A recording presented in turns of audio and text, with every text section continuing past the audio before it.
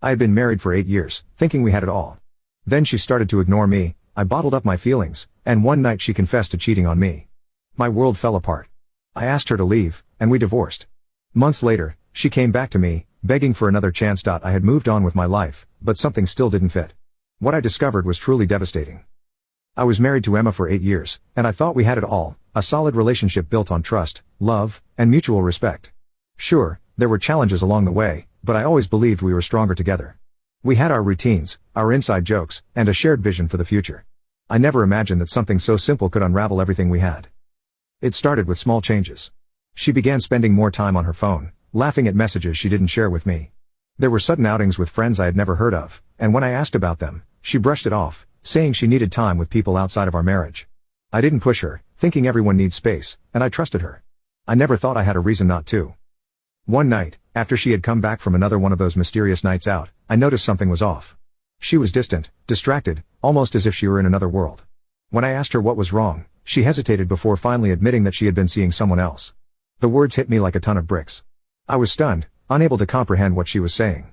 She looked me in the eyes and said it was just for fun, that it didn't mean anything. My heart sank.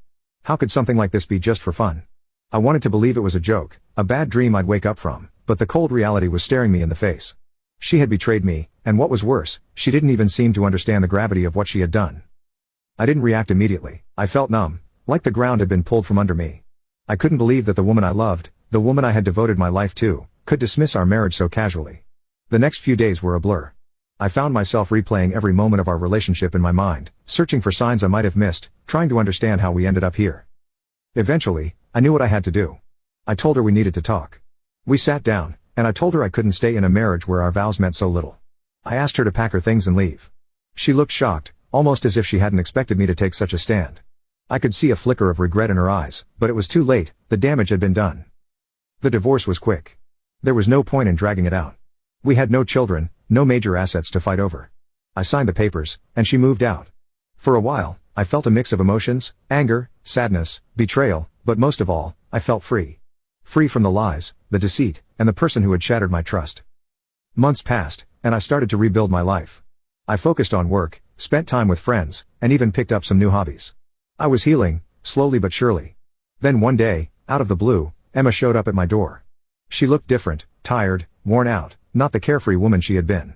She told me she had made a mistake, that she missed me, missed us, and wanted to try again. I listened to her, but I knew in my heart that there was no going back.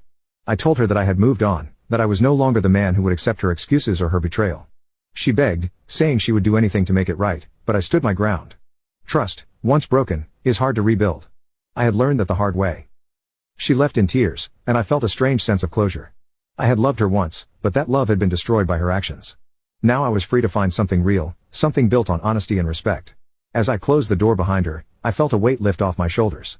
I had survived the storm, and I was ready for whatever life had in store for me next.